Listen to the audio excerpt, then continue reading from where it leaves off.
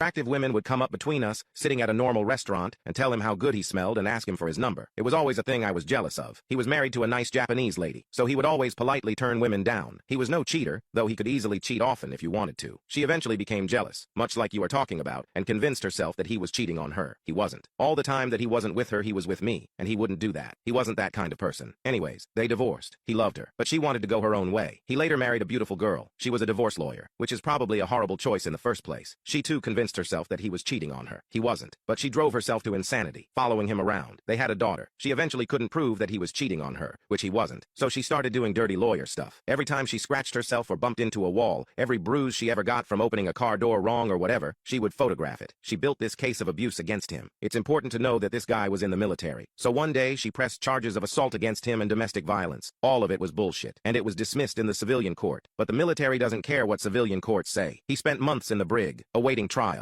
At the end of the court case, they asked him if he had anything else to say to her, and he just begged her to go away. Please leave me alone, and go away. Take what you want. Go away. Please stop trying to destroy me. She cackled like a witch in front of the judge and everyone. It was dismissed, and he went back to serving and eventually retired a few years later. But she took everything from him, including his daughter, somehow managing to get 100% custody, and she doesn't allow visitation somehow. He's in his 40s now, still good looking, has a nice girlfriend and a good paying job, but he's emotionally in shambles and will never recover is my guess, cursed with beauty.